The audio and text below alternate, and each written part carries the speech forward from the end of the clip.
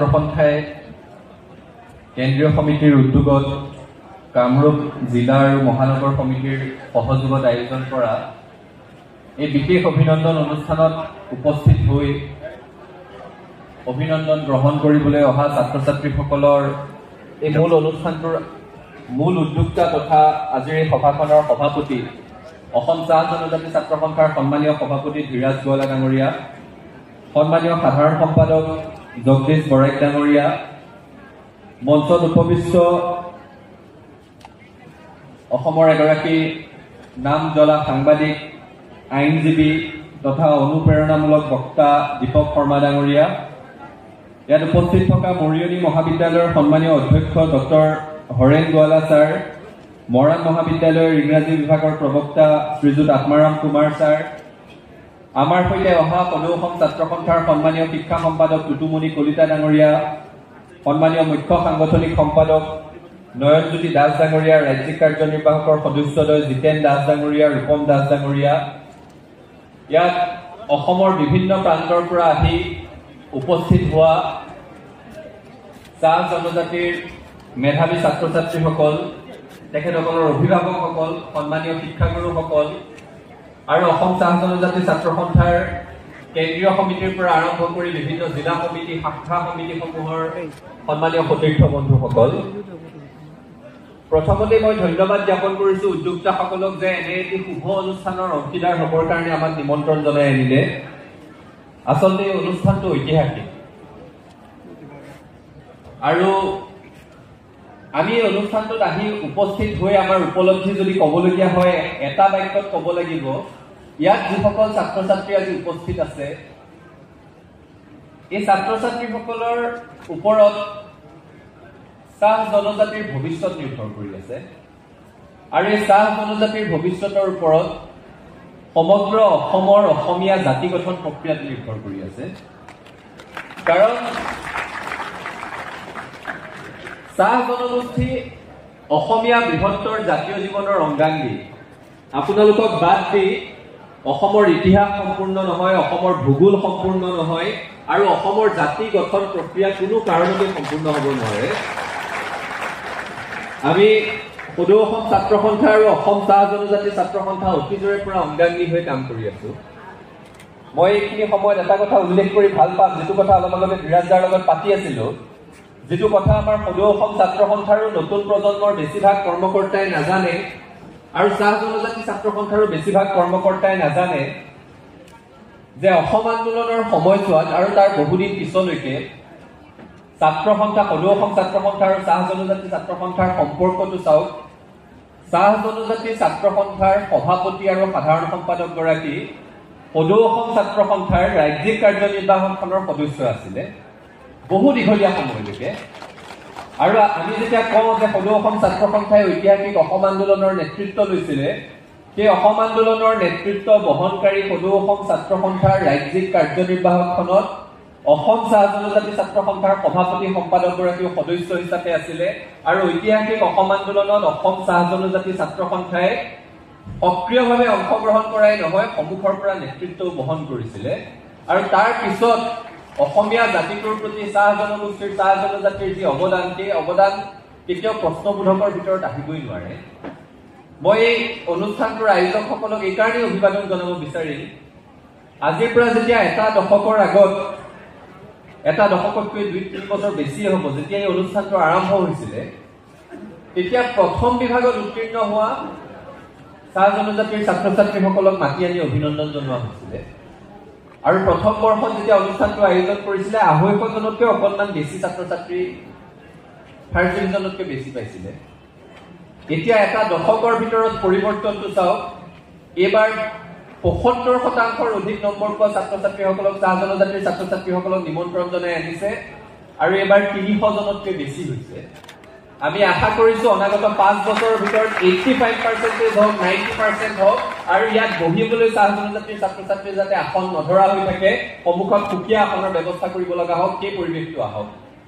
আৰু চাহ জনজাতি ছাত্ৰ সন্থাক মই আৰু এটা কাৰণত ধন্যবাদ জ্ঞাপন কৰিব বিচাৰিম। এটা ছাত্ৰ সংগঠনে এটা জাতিৰ মাজত, এটা জনগোষ্ঠীৰ মাজত শৈক্ষিক পৰিৱেশৰ উত্তৰণত কি ধৰণৰ ভূমিকা আগবঢ়াব পাৰে সেই কথাটোৰ উদাহৰণ চাহ জনজাতি ছাত্ৰ সন্থাই সদায় দি আহিছে। তেখেতসকলে এটা সময়ত শৈক্ষিক বৰ্ষ পালন কৰিছিলে আৰু এটা বৰ্ষক শৈক্ষিক বৰ্ষ হিচাপে পালন কৰি চাহ বাগিচাসমূহত শিক্ষা দীক্ষাৰ প্ৰচাৰৰ কাৰণে বিশেষ ভূমিকা গ্ৰহণ কৰিছিলে। আজি দুটা কথাৰ কাৰণে তেওঁলোক ধন্যবাদৰ পাত্ৰ। চাহ বাগিচা অঞ্চলত শিক্ষানুষ্ঠান স্থাপন হ'ব লাগে, ব্যাপক হাৰত চাহ জনজাতিৰ ছাত্ৰ ছাত্ৰীসকলক পঢ়া শুনাৰ সুযোগ দিব লাগে। এই শৈক্ষিক আন্দোলন অসমত পোনপ্ৰথমে গঢ় দিয়া সংগঠনটোৱে হৈছে অসম চাহ জনজাতি ছাত্ৰ সন্থা। এইটো প্ৰথম কাৰণত ধন্যবাদ। দ্বিতীয়টা কাৰণত আপোনালোকে হাত চাপৰি বজাব লাগিব যে বিদ্যালয় প্ৰতিষ্ঠা হ'লেই নহ'ব। চাহ জনজাতি ছাত্ৰ সন্থাই চাহ জনজাতিটো যে অসমীয়া জাতীয় জীৱনৰ অংগাংগী সেই কথাটোৰ প্ৰতিফলন ঘটাই কেৱল বিদ্যালয় প্ৰতিষ্ঠা হ'লেই নহ'ব, অসমীয়া মাধ্যমৰ বিদ্যালয় প্ৰতিষ্ঠা হ'ব লাগিব বুলি জনজাগৰণৰ সৃষ্টি কৰিছিলে। গতিকে তাৰ কাৰণে তেওঁলোক ধন্যবাদৰ পাত্ৰ আৰু তাৰে প্ৰতিফলন আজিৰ এই অনুষ্ঠানটো ক্ৰমশঃ বাঢ়ি অহা সাক্ষৰতাৰ হাৰ, ক্ৰমশঃ বাঢ়ি অহা চোকা ল'ৰা ছোৱালীৰ সংখ্যা। মই ছাত্ৰ ছাত্ৰীসকলক উদ্দেশ্যি মাত্ৰ দুটা কথাই ক'ব বিচাৰিম। প্ৰথম কথা, ইণ্টাৰনেটৰ ব্যৱহাৰৰ কথা ইতিমধ্যে কৈছে। ইণ্টাৰনেট ভাল বেয়া সেইবোৰ সম্পৰ্কতো বিভিন্ন ধৰণৰ আলোচনা হৈছে।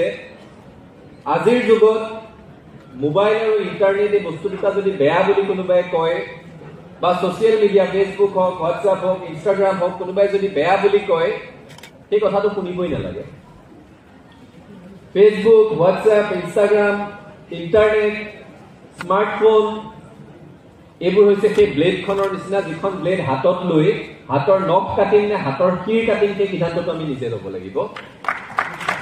কাৰণ এতিয়া সামাজিক মাধ্যমৰ যুগ, এই যুগটোত তথ্য প্ৰযুক্তিৰ যুগ আৰু তথ্য প্ৰযুক্তি যাৰ হাতত থাকিব সেই জাতি সেই জনগোষ্ঠীয়ে নিজে নিজে স্বাৱলম্বিতাৰ দিশত আগবাঢ়িব পাৰিব, উত্তৰণৰ দিশত আগবাঢ়িব পাৰিব।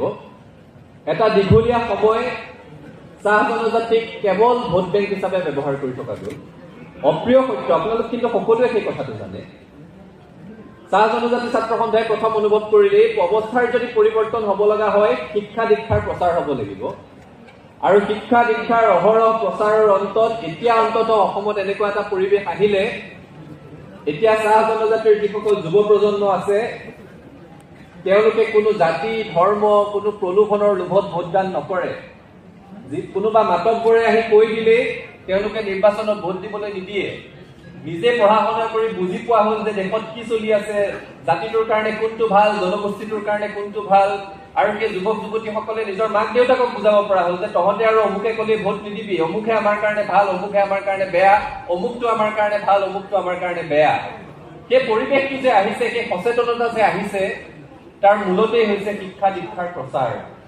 আৰু এই যাত্ৰা অনাগত দিনতো অব্যাহত থাকক তাকেই মই কামনা কৰিছো। আৰু দ্বিতীয়টো মই এটা উদাহৰণ দিব বিচাৰিম, যিটো মই আমাৰ সভা সমিতিসমূহতো কওঁ। অসমত যিমান জনসংখ্যা আছে তাতকৈ কম জনসংখ্যাৰ এটা জনগোষ্ঠী আছে ৰাজস্থানত। জনগোষ্ঠীটোৰ নাম মীনা জনগোষ্ঠী।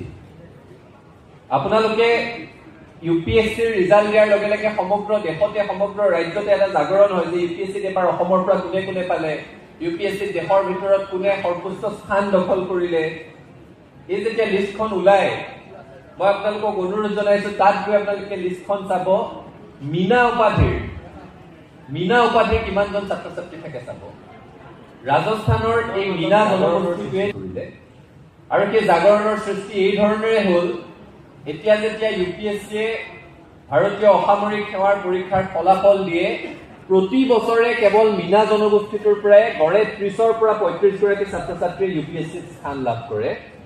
আমি অসমত সেই জাগৰণ আনিব লাগিব। 30-35 গৰাকী নালাগে, প্ৰতি বছৰে 5 গৰাকীকে চাহ জনজাতি ছাত্ৰ সন্থাৰ পৰা UPSCত উত্তীৰ্ণ হ'বৰ কাৰণে যদি আমি অনুপ্ৰাণিত কৰোঁ, চাহ জনজাতিৰ পৰা যদি ওলাই, তেতিয়াহ'লে ভাবক জাতিটোৰ উত্তৰণৰ ৰাস্তাটো কিমান বেছি মসৃণ হৈ যাব।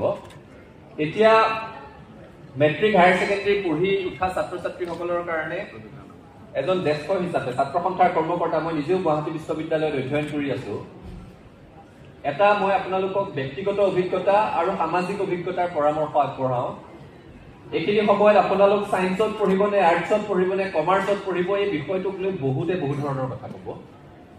আমি অসমত বহু দশক এটা অহেতুক বিতৰ্কৰ মাজত পাৰ কৰি দিলো যে সায়েন্সত পঢ়া ছাত্ৰ ছাত্ৰী বেছি চোকা নে কমাৰ্চত পঢ়া ছাত্ৰ ছাত্ৰী বেছি চোকা নে আৰ্টছত পঢ়া ছাত্ৰ ছাত্ৰী বেছি চোকা এটা অদৰকাৰী কথা আমি পাতি থাকিলো আৰু পাতোতে পাতোতে দেশত নতুন শিক্ষানীতি আহিলে যি শিক্ষানীতিয়ে আৰ্ট সায়েন্স কমাৰ্চৰ সাধাৰণ শ্ৰেণী বিভাজনবোৰ নোহোৱা কৰি উচ্চ শিক্ষাক একাকাৰ কৰি আগবঢ়াই লৈ যোৱাৰ সপোন দেখিছে গতিকে এই ধৰণে আগবাঢ়ি যাওঁতে জীৱন আৰু জীৱিকাৰ বহু পৰম্পৰাগত পথ বন্ধ হৈ যাব আৰু নতুন নতুন পথৰ সন্ধান ওলাব গতিকে ছাত্ৰ ছাত্ৰীসকলে মোবাইলৰ সহায়ত হওক ইণ্টাৰনেটৰ সহায়ত হওক বা শিক্ষাগুৰুসকলৰ পৰামৰ্শ লৈয়ে হওক এতিয়াৰ পৰাই কেৰিয়াৰ কাউন্সেলিঙৰ ক্ষেত্ৰত অত্যন্ত গুৰুত্ব দি আগবাঢ়িব লাগিব আৰু আমাৰো চৰকাৰলৈ সদায় আহ্বানটো সমূহৰ পৰাই হাইস্কুল পৰ্যায়ৰ পৰাই কেৰিয়াৰ কাউন্সেলিঙত গুৰুত্ব দিব লাগিব আমাৰ ছাত্ৰ ছাত্ৰীসকলে কি পঢ়িলে আগবাঢ়ি যাব পাৰিব ভৱিষ্যতে গৈ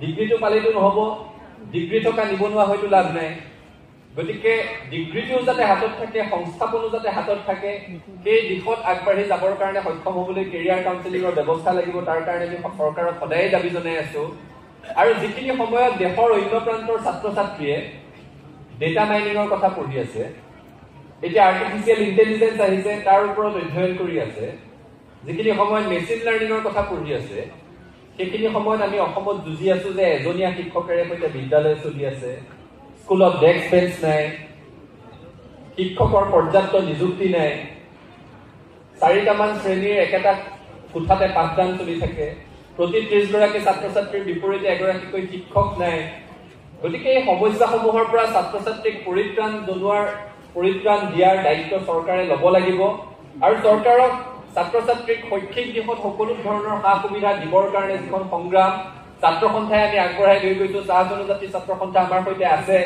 ছাত্ৰ ছাত্ৰীৰ সকলো অসুবিধাত আমি আপোনালোকৰ সন্মুখত থাকিবলৈ সদায় প্ৰতিশ্ৰুতিবদ্ধ আৰু এই ক্ষেত্ৰত মই আন এটা দাবীও ইয়াত উত্থাপন কৰিব বিচাৰিম চাহ জনজাতিৰ ছাত্ৰ ছাত্ৰীসকল গুৱাহাটীত আহি থাকিবলৈ পঢ়িবলৈ উচ্চ শিক্ষা গ্ৰহণ কৰিবলৈ বা আন আন কাম কাজৰ কাৰণে হোষ্টেল আছে আমি এতিয়া কথা পাতি আছিলো কথা পাতোতে গম পালো কিন্তু আসনৰ সংখ্যা খুব কম আজিৰ পৰা এটা দশক দুটা দশক আগতে 30 জন 40 জনৰ আসন সংখ্যাৰে সৈতে হোষ্টেল বনাইছিলে চলিছিলে এতিয়া আমি ইয়াৰ পৰা অসম চৰকাৰক দাবী জনাব লাগিব যে চাহ জনজাতিৰ ছাত্ৰ ছাত্ৰীসকল নিজৰ নিজৰ বাগিচাৰ অঞ্চলৰ পৰা নিজৰ নিজৰ ঘৰৰ পৰা গুৱাহাটীলৈ যেতিয়া উচ্চ শিক্ষা গ্ৰহণৰ কাৰণে আহে তেওঁলোকৰ থকা খোৱাৰ সুব্যৱস্থা থকাকৈ ল'ৰাৰ কাৰণে সুকীয়াকৈ আৰু ছোৱালীৰ কাৰণে সুকীয়াকৈ অন্ততঃ 200খনকৈ আসন থকা হোষ্টেলৰ ব্যৱস্থা কৰিবৰ কাৰণে মই এই মঞ্চৰ পৰা চৰকাৰক দাবী জনাইছো আৰু শেষত চাহ জনজাতিৰ ছাত্ৰ ছাত্ৰীসকলে